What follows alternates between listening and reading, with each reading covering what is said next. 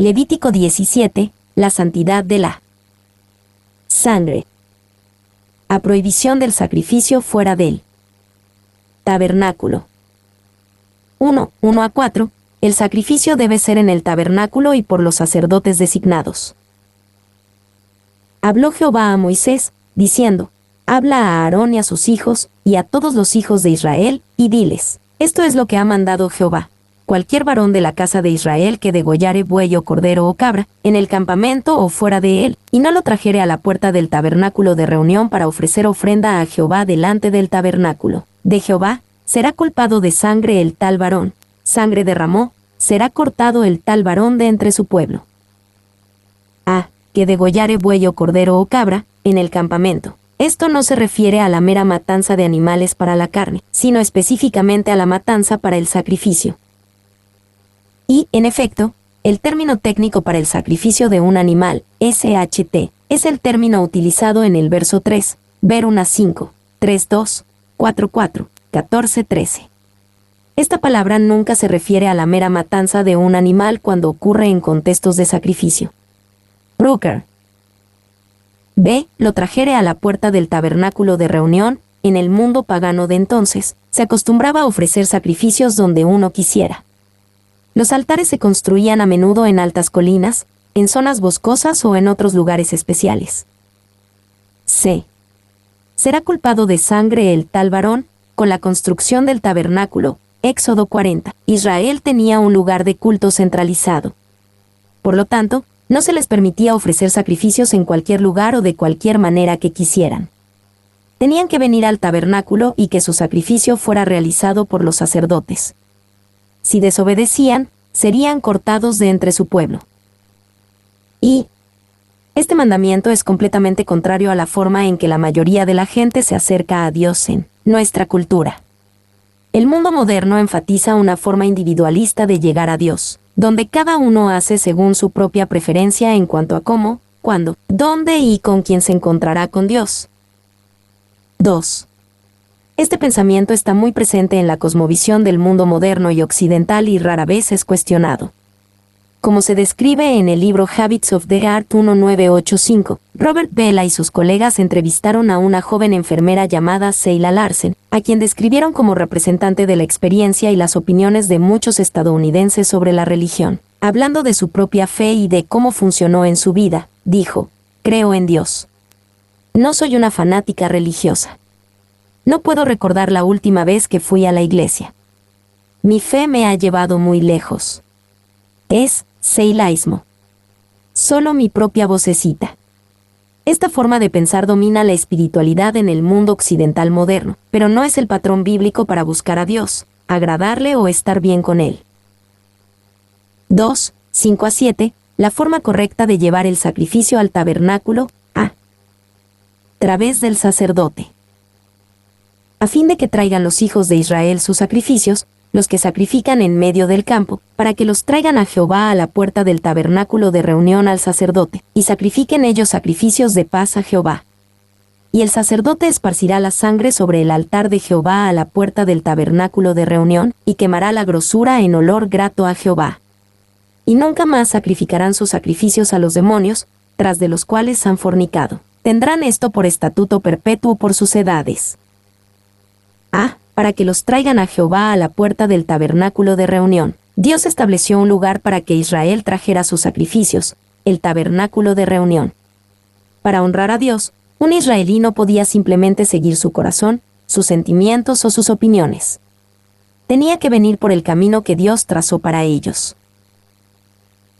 Y hubo momentos en que, bajo el liderazgo de sus sacerdotes designados, Dios autorizó los sacrificios en lugares distintos al tabernáculo, como en 1 Samuel 7:9 y 11:15, 2 Samuel 24:18, 1 Reyes 18:22. Aunque los hombres estaban atados a esta ley, Dios era libre de prescindir de su propia ley, como lo hizo a veces con los profetas, como en 1 Samuel 7:9, 11:15, entre otros pasajes. Paul. B. Nunca más sacrificarán sus sacrificios a los demonios. Cuando se llegaba al tabernáculo de reunión y a los sacerdotes designados por Dios, era para ofrecer el sacrificio al Señor, Yahvé, el Dios del pacto de Israel. Debían de tener sus sacrificios a los demonios y llevar sus sacrificios solo a Yahvé, en el tabernáculo de Yahvé, realizado por el sacerdote de Yahvé. Y la misma palabra aquí traducida como demonios, Sair, también se traduce como cabras salvajes, en Isaías 13:21 y 34 horas y 14 minutos. La palabra puede entenderse literalmente como peludos, refiriéndose a las cabras macho. La versión estándar inglesa traduce esto como demonios de cabra. La nueva versión internacional y la nueva traducción viva lo traducen como ídolos de cabra. 2. La palabra hebrea en realidad significa cabras, y así lo traducen al menos 3 traducciones francesas. Pero se refiere a algo más que una cabra ordinaria. Es una especie de ser demoníaco en forma de cabra. Peter Contés.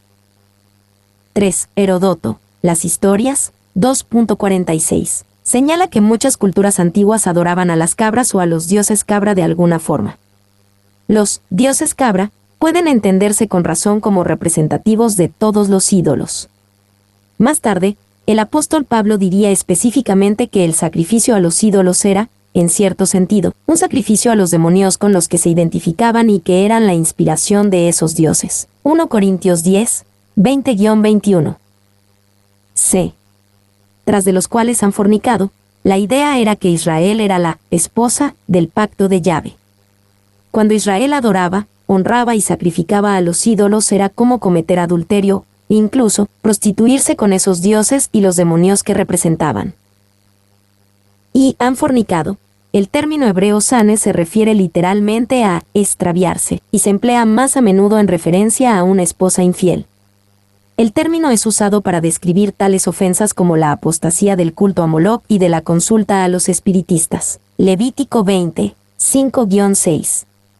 Metafóricamente, el término se aplica a la infidelidad de Israel al Señor. Brooker. 3, 8-9, repitiendo el mandamiento de llevar el sacrificio al tabernáculo.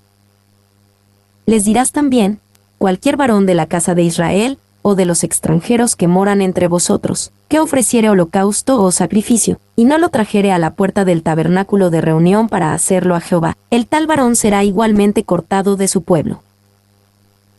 A cualquier varón de la casa de Israel, o de los extranjeros que moran entre vosotros, el mandamiento de llevar todo sacrificio al tabernáculo no era solo para los descendientes del pacto de Abraham, Isaac y Jacob, la casa de Israel. También para los extranjeros que eran prosélitos, convertidos total o parcialmente al culto del Dios de Israel. Y, debido a la forma en que esta frase se utiliza en los versículos 13 y 15 de este capítulo, hay razones para creer que extranjeros aquí se refiere a los extranjeros que fueron convertidos total, parcialmente al culto del Dios de Israel. 2.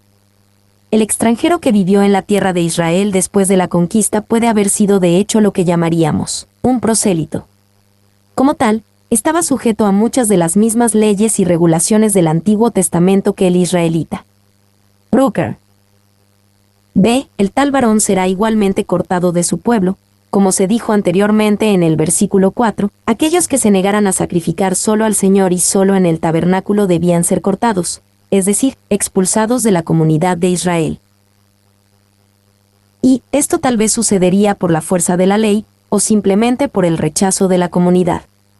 La Nueva Biblia de Jerusalén traduce aquí, ese hombre será proscrito de su pueblo. Otras traducciones posibles son, estará aislado, o, su gente no tendrá nada más que ver con él. Peter Contés. B. Prohibición contra comer sangre. 1. 10-12, el mandamiento contra el consumo de sangre y sus razones. Si cualquier varón de la casa de Israel, o de los extranjeros que moran entre ellos, comiere alguna sangre, yo pondré mi rostro contra la persona que comiere sangre, y la cortaré de entre su pueblo. Porque la vida de la carne en la sangre está, y yo os la he dado para hacer expiación sobre el altar por vuestras almas, y la misma sangre hará expiación de la persona.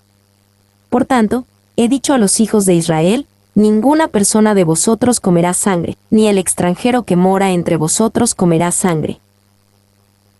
Si cualquier varón de la casa de Israel, o de los extranjeros que moran entre ellos, De nuevo, este mandato era para aquellos que vivían en el antiguo Israel, bajo el único reino donde Dios era reconocido como rey y su palabra era la ley de la tierra. Y yo pondré mi rostro contra. El significado básico es rechazar o repudiar, implicando una acción hostil. Peter Contes. B. Que comiere sangre. Desde la antigüedad, la gente podía comer o beber sangre como alimento, o a menudo como un ritual o práctica espiritual. La idea era que el que consumía la sangre recibía la fuerza vital del ser que la suministraba. Dios ordenó fuertemente que esto no se hiciera en Israel, y que pondría su rostro contra la persona que comiera sangre. Y, así, como cuestión de práctica, todos los animales que fueron masacrados en Israel fueron drenados de sangre tanto como fuera posible. No todas las naciones hicieron esto.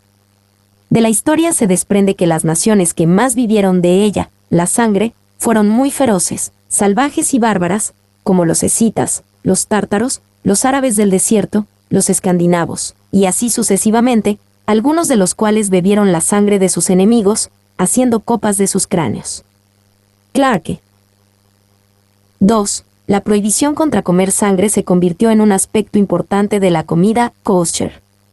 Para que la comida sea kosher, se cortaba la arteria carótida del animal, y el animal tenía que sangrar durante un tiempo determinado. Brooker.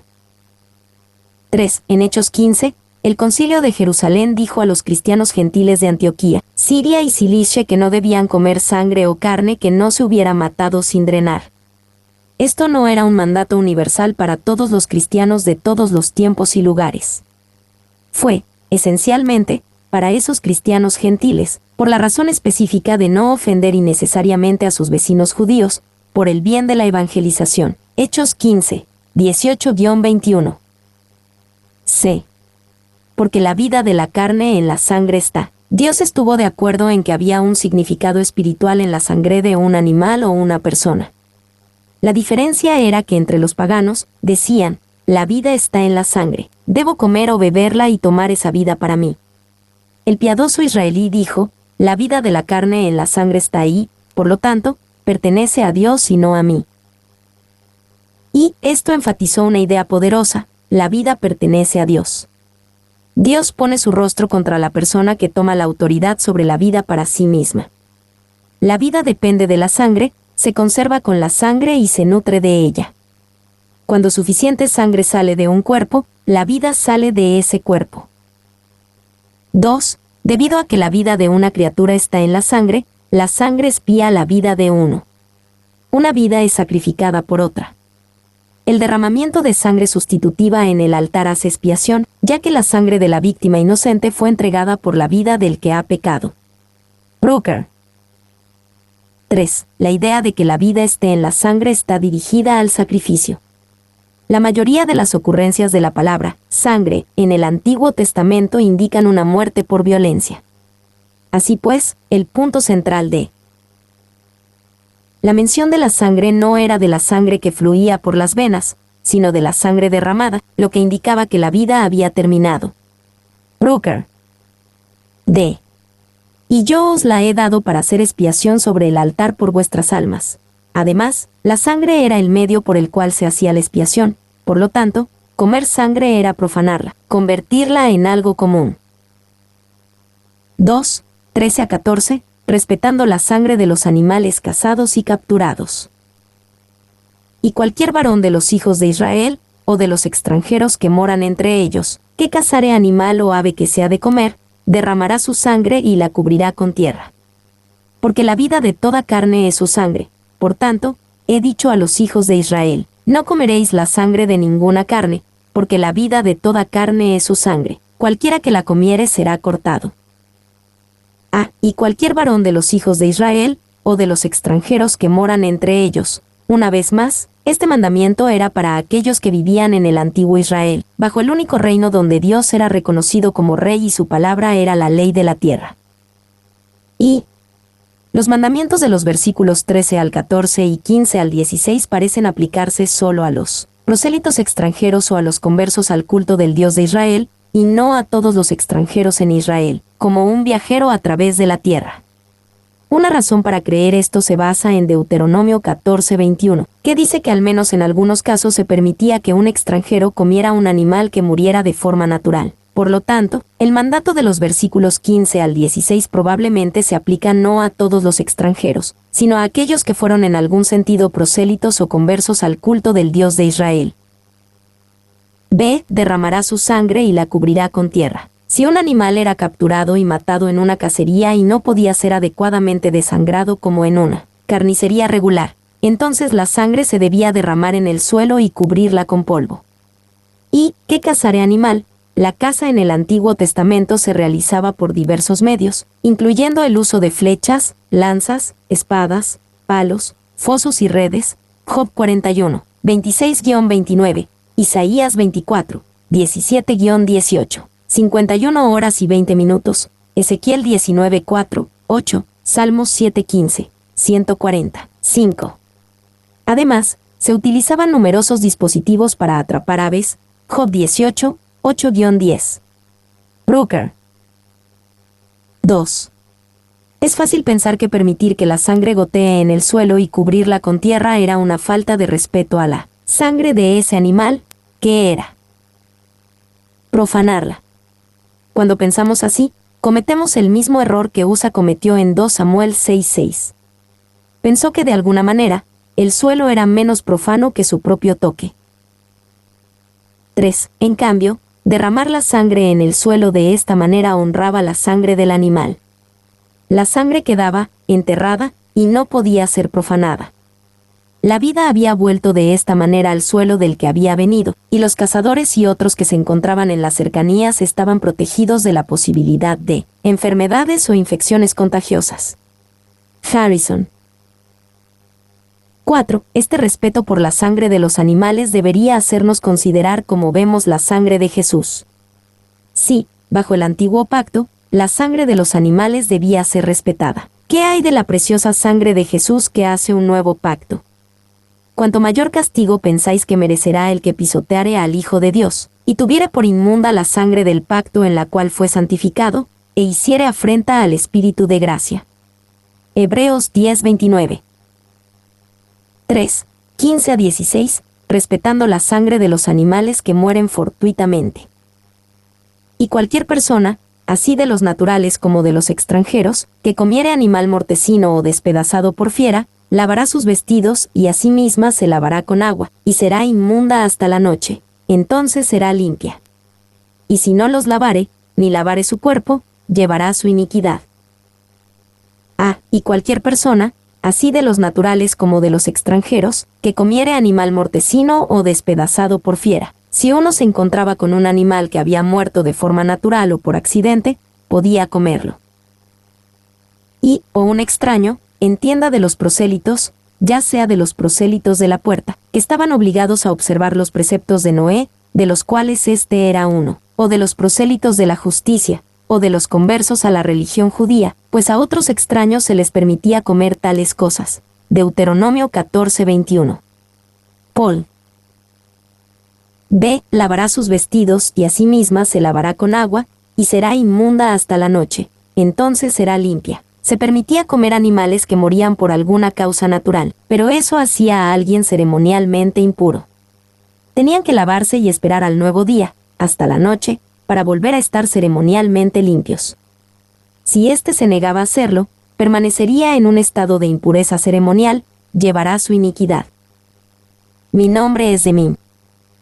Soy tu asistente personal. Mi sitio web es demim.es.tl